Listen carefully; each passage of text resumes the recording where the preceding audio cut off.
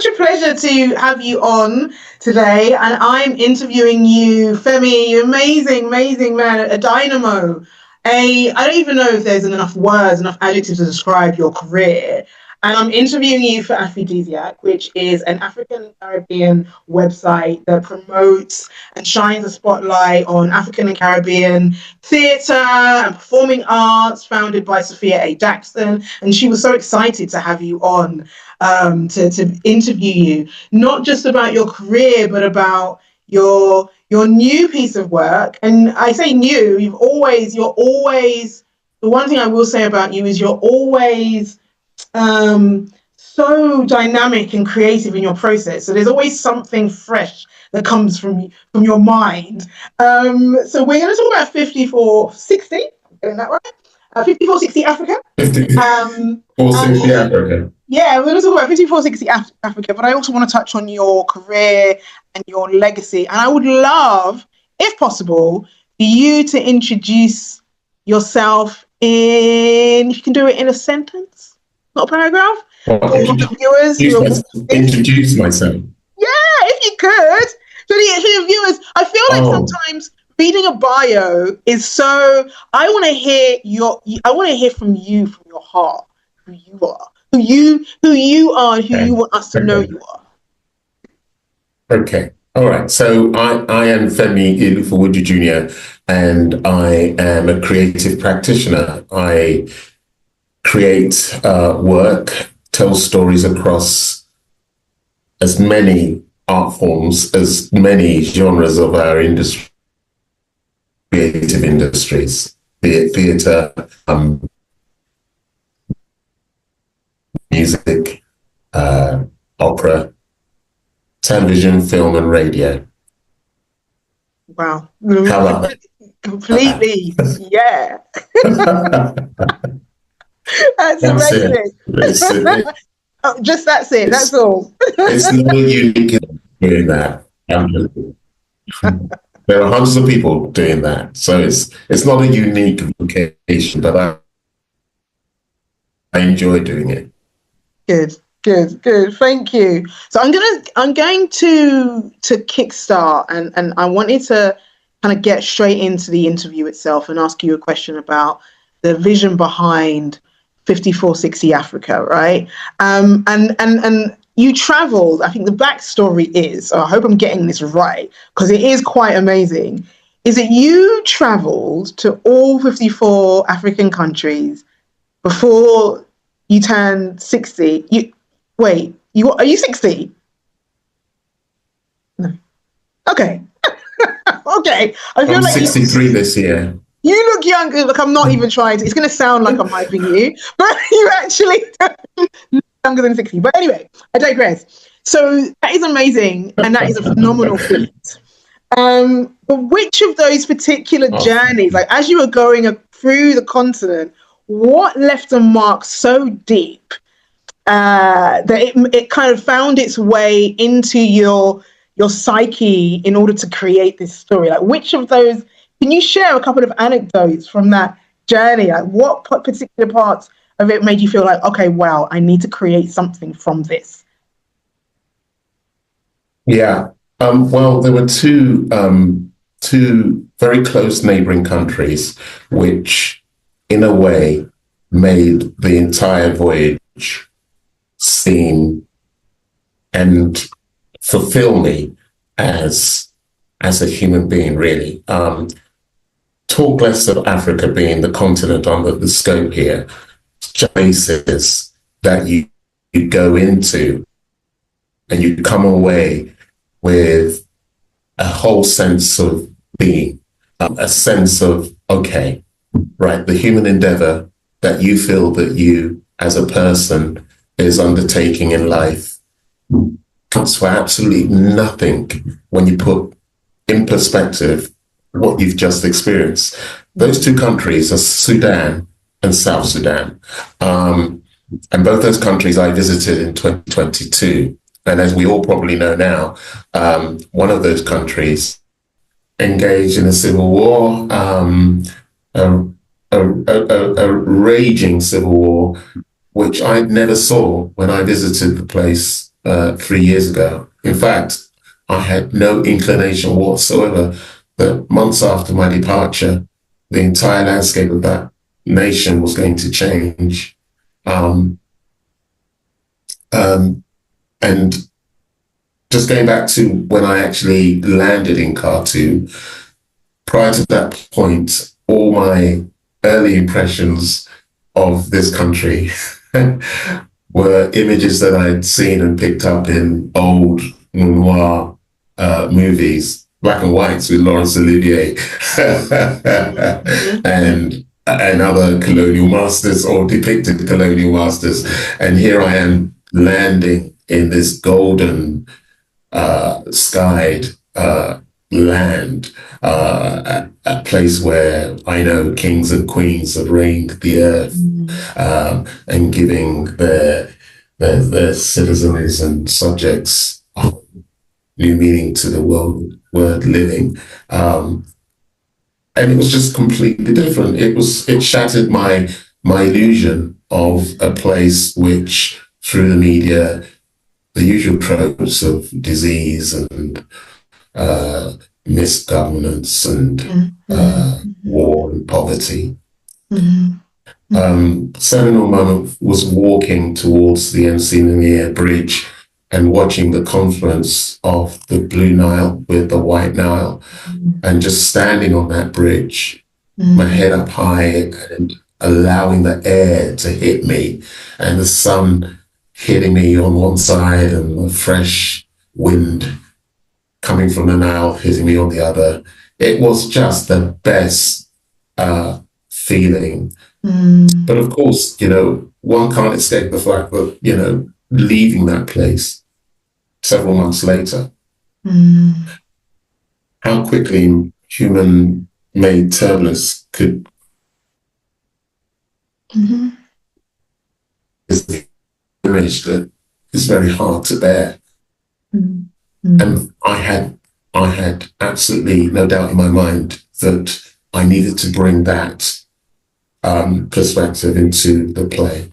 And how it's interwoven into the play begins with my first trip to the Sudans, because as you know, Sudan is split into the South and Sudan itself. And in Juba, the complete antithesis of that experience, not to say that South Sudan was fared worse, no, not at all. Both these nations gave me a sense of optimism. I mean, within 10 minutes of me arriving, I had to be frog marched into a small office in the airport, Juba International, and I was across the room from a young captain of immigration who questioned me about my self-worth and my respect for Africa, and all because I did not have my yellow fever certificate. And he berated me for in that one moment, which was 50 minutes. It was a continuous telling off for me being Black, African, holder of dual nationality, Nigerian, and a UK passport, and taking Africa for granted. The very thing that most people should adhere to when entering any African country, he was telling me, is not to take the country for granted. By virtue of the fact that I'm Black and I'm African, doesn't mean I could break every rule. It was amazing. It was amazing. It was amazing. So you got a few lessons there. Thank you for sharing. That's such a profound and powerful journey and message through your experience there. And I think in order to bring it to life for audiences, it seems and it sounds like looking at the synopsis of the play, there's an interspersion of music and dance and, obviously cultural exploration. How did you ensure to include all of that without misrepresenting identity or oversimplifying identity or experiences of identity? Because some people might argue that, how do you make sure there's a balance where it's realistic, but also joyful, whilst using music, dance, and all these other elements? How are you able to do that? How are you able to bring that together? So you're asking about how, as a playwright and as a director, how I balance the need to provide joy and entertainment while at the same time being true to the message of the play. Is that somewhat where you're going with the question? Yes. Right. Okay. So, and then how does music and dance and song, how do these elements, how do they help tell the story? Yeah. Well, for starters, as a playwright, and then as a director, it becomes quite a tough task to hold both responsibilities and at the same time serve a very, very important mission, which is to entertain, but also educate. So that balance can, because I'm also the director, it can be self-serving without even remembering the your target audience. So I've learned through the years that, and as an audience member, and I'm very thankful that I go to the theatre a lot. So I know what, as a person, when I'm sitting in that chair, what I don't want to see, what I don't want to hear, and what my endurance test is going to be. So I've always got to remind myself, if I'm sitting across from the stage, I've paid a hard-earned money. What is it that I need to imbue?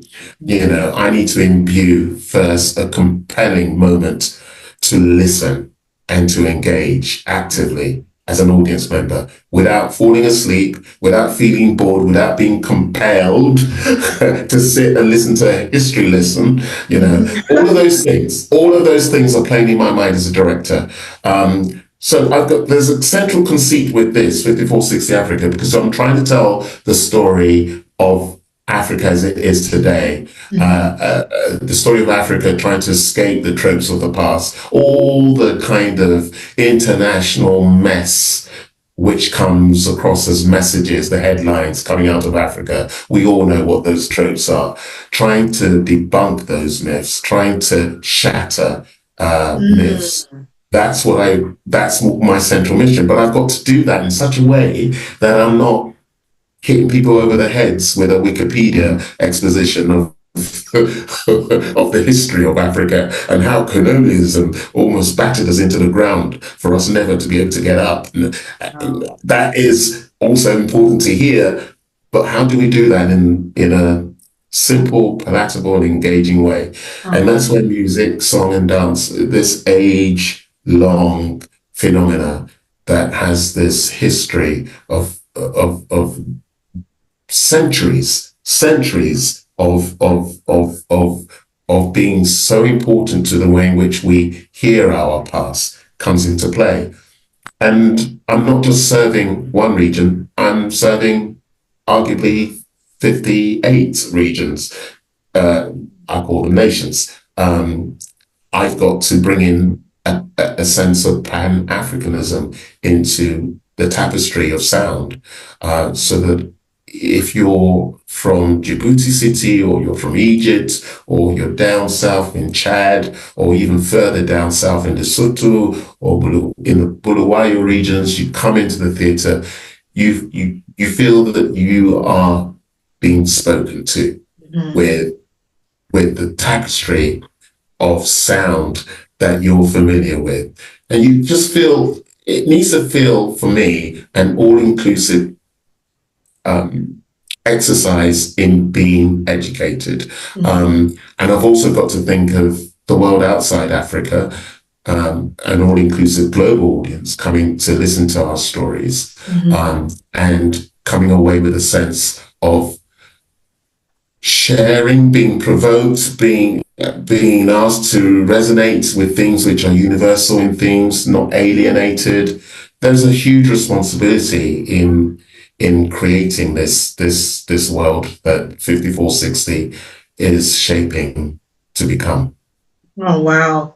It's so exciting, and so there's so much passion that you bring to life by describing all of that, and I think it's such an important story. And I thought it's a good segue into my next question, which is about the diasporan experience here, or at least how Black UK creatives are carving out a name for themselves. And you've long been a champion and ambassador for, African stories on UK stage, but also holistically Black stories from various diasporan communities in the UK. So what I wanted to know from your perspective is what shifts have you seen and do you recognise in terms of how African narratives, Black narratives are received in the creative space, in theatre in this country? And is there more work to be done to give space to telling those stories? Do we need more? I know there's always this conversation about what else needs to be done to improve inclusivity, but from your perspective, given how much of an ambassador and a champion you are, what are the shifts that you've seen? What's the progress? But what are the changes? What more needs to be done? What more needs to be done? Well, I can't sit here eulogizing how much more advancement needs to be made. I can only just speak to the advancement that has been made, and maybe just kind of drop a kernel of advice to those coming from behind. I would say that as a creative practitioner, I never sat around waiting it to happen for me or the community that I profess to serve. I self-generated a lot of my own work, and when I say own work, work of our people, I've sought to try and find absolute cast iron means to do that too, so that I don't fail. And I have failed I've been around now 36 years or more working in theatre, and those early days, one made a lot of mistakes. And when you take risks, you make mistakes. And I didn't have many mentors to speak to, but now we do. As in those coming from behind, they have a lot of us on the ground to reach out to speak to and learn from. Mm-hmm. So the shifts are that there are more of us around now to be able to tell our stories, to empower and to enrich and to ideals of the young, the emerging, even the established. I'm still learning. I'm always learning. It's great that regional theatres and our national spaces are commissioning more writers from the sector, writers of colour. It is great that their work are now seen more on the major stages and not just in the fringes. And it's great that is happening, and more of that has to happen. Well, not so much more, but a consistency in that sense of enabling should continue. There has to be a continuity, and not we shouldn't be waiting for another George Floyd to happen before we then straighten our backs and go, well, we can do better, and that being better shouldn't be a fad. It should sustain itself through time. I think on my last note on that is, if there is a wait for me, I'm still waiting for a breakthrough in the commercial sector. We are seeing some good homegrown work. Homegrown British Black work on the commercial stages in the West End.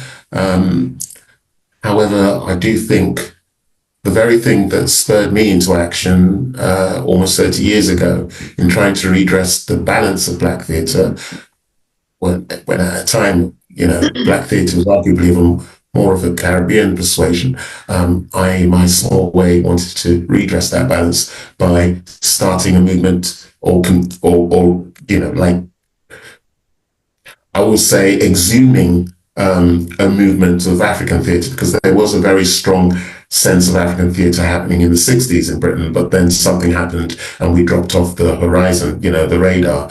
And then what happened in the late 80s, early 90s, when I started to get very hungry about seeing our work, I set up Theatre Fancy. But that hasn't seen us, that hasn't seen the brilliance of our work as in African work in the West End. And so I'm really hoping that in my lifetime, we will be seeing another Ibitumbi, another big, massive, and I'm not talking Lion King here, I'm talking proper African work. There's no reason why The Secret Lives of Baba SEGI'S Wives is not in the West End. I can say that because I have seen the force it has made amongst audiences today, an all-inclusive British audience, not just Black audiences. We're talking world-class theatre here. African theatre is world-class, and we should be seen in better places and bigger places. Oh gosh, I almost feel like that's enough of a mic drop moment. But I do have one final question before I let you go.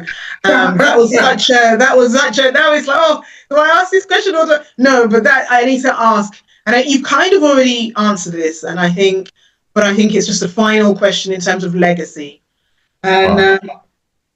If you can just share what you would like, what would you want your legacy to be? What would you find? What would you like to? When you're passing on the baton, and if you decided to eventually say, you know what, I'm going to retire somewhere, one of those countries perhaps that you travel to. What would and you're not going to make any more, you're not going to create any more, you just want to relax. I don't know if it's even possible, but what would you like your legacy to be before we end today's conversation? Oh, my legacy to be, oh God, again, that's another self-serving moment, which I'm not going to fall into. Ronke, I know you mean well, but I would say one's legacy, I think there's this idea that we should always remember the shoulders we stand on, or one stands on. I've always remembered the shoulders that I've stood on. I often bring them into conversations when I'm talking quite publicly like this. I remember the Yvonne Brewsters. I remember the Rotimi's, the Wale Soyinkas. I mean, these are people who I had literally been disciples to, and I will never, ever be anything where I am today, if not for those individuals. Should never forget the past. I want my legacy to be one where I've been described as someone who never forgot the past. The past has instructed every bone in my body in the work that I do. And with the present, I would love to think that I was known to be someone who carried and acknowledged people that were coming from behind and people around me, because you know what? I am because we are. That's it. That's the perfect way to end our conversation. Femi, thank you so much. I feel really honoured to have been able to have this time with you, and all of the audience is going to watch and listen because our video has been in and out. Is going to be able to learn so much from your words, and you are such a magnificent creative, and we are so blessed. As children of the diaspora here in the UK, we are all so blessed, and I'm going to speak for others as well now and say we're grateful for all that you've done for the creative arts and creative industry in this country. So thank you for this time, and thank you for being you. Thank you, Femi. Thank you, Ronke.